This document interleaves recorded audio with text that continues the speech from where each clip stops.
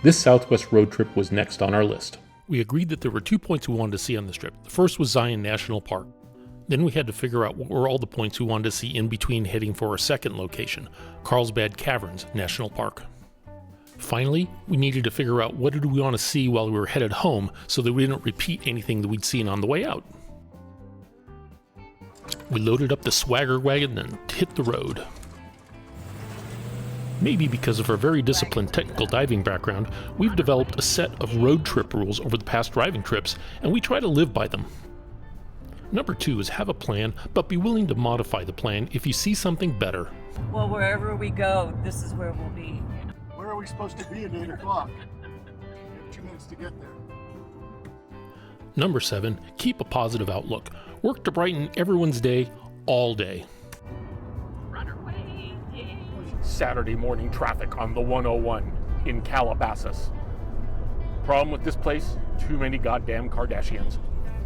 Towards the town of Pasadena. I believe I'm saying that right. Coming up on Glendale. Number 5, if there's a point of interest not too far out of your way, take a look.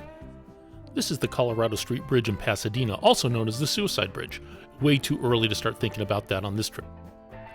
Rule number 4, if you see something, say something. Let others decide whether it was worth a look. Rule number 3, avoid fast food establishments. You'll learn so much more about a location when you eat at local restaurants. What are we going to have for lunch? Chicken. Why wouldn't you have chicken? It's healthy. And it's consistent. Tastes like rattlesnake. Tastes like rabbit. Everyone says that. Rule number 8, if you don't know the real facts, make something up. If the truth is more interesting, someone will look it up. The Cajon Pass was originally dug by the Chinese migrants. It allows the railroads to come through here. So we're listening to Iggy Pop in the desert, the Mojave Desert. The locals call it Mojave, but don't let that fool you.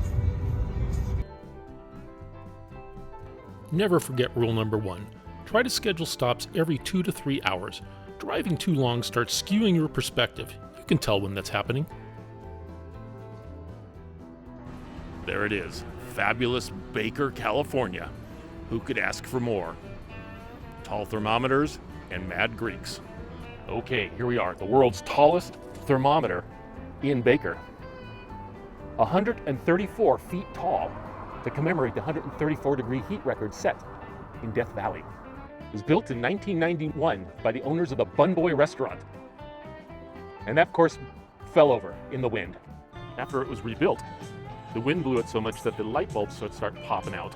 So they actually had to fill the metal cylinders that make the structure with concrete, and that's what held up.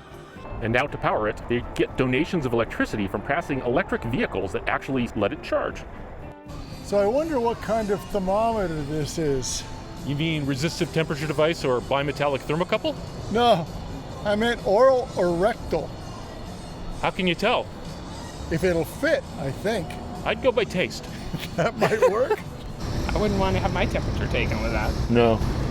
After having restored our sanity, it was time to keep driving to our next stop, lunch.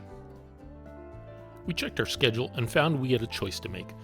We could either violate rule number 3 and eat fast food, or reduce our time at the first really interesting attraction of the day. Like nomads in the desert, we hunkered down to drink muddy, camel spit-infested water at the base of a palm tree in an oasis. Figuratively, of course. 7 magic mountains. Piles of rock. We were all excited to finally get to Las Vegas, Nevada. Not because we were going to stop there, but it was the furthest some of us had ever ventured on I-15. Everything we were going to see for the next week and a half would be all new to us.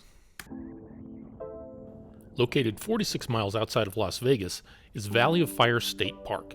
It only added 26 miles to our driving that day, so we added it to the agenda. It's almost 46,000 acres in size and gets its name from the red or Aztec sandstone compressed from sand some 150,000 years ago.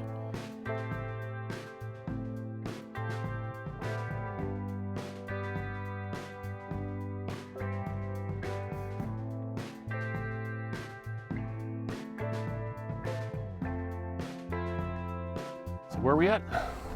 Valley of Fire. Why do they call it that? I'm not sure. It could be all the rock that look like they're on fire. Valley of Fire. This area was inhabited by the ancient Puebloans, or Anasazi, for hunting and religious ceremonies between the time of Alexander the Great at 300 BC to about 300 years before Columbus sailed the Atlantic. So this area is called the Beehives. No one knows where it got its name, but it's quite an interesting array of rocks that look just like the one behind me. There was never a lot of water here, so it's believed that the ancients only visited from the nearby fertile valleys of the Muddy and Virgin Rivers.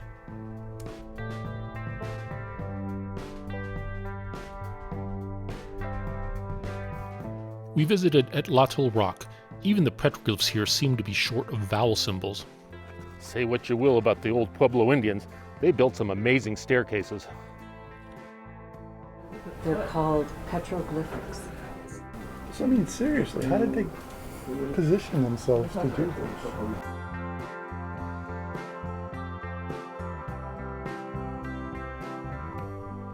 They say there's a natural arch around here somewhere. Anyone see an arch? Anyone? Arch Rock. It's a natural arch, which people line up to take photos by. These people, for instance. I'd like to say a few words about the uvula restroom. As everyone will tell you, it's Nevada's first state park.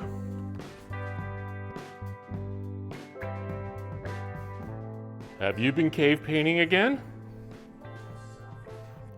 Its red features have been used in many movies to simulate other planets.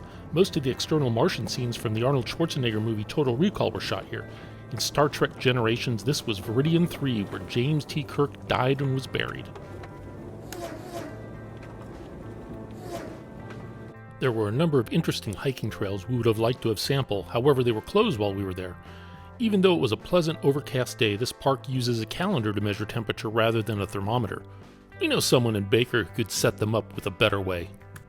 Coming at you from the Fire Canyon overlook. Down there you can see where Fire Canyon is, and you can see where it shifts from the red sandstone to the white sandstone.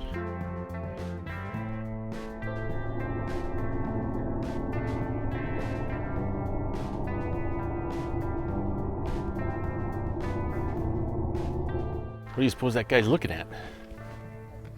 Well, a lot to see. I've mistakenly stumbled into a wedding ceremony. I'm gonna go away so it doesn't bother those people. Kathy waves off from the people getting married also. I didn't realize they were right there. Usually Kathy cusses whenever she goes over something.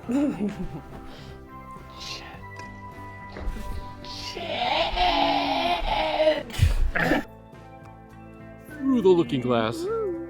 We had time for one more stop, a short hike to Elephant Rock. Hey, wait, there it is now. So here's Elephant Rock. And the most strange thing, you could actually see it better from a car than when hiking to it. Because you can't walk along the road, allegedly. With that, we had to continue our drive. We loved Valley of Fire State Park and will definitely visit again, whenever we're in the Las Vegas area. We had never heard of it when we started planning for this trip, but we can't wait to go back. This brings us to Rule 13.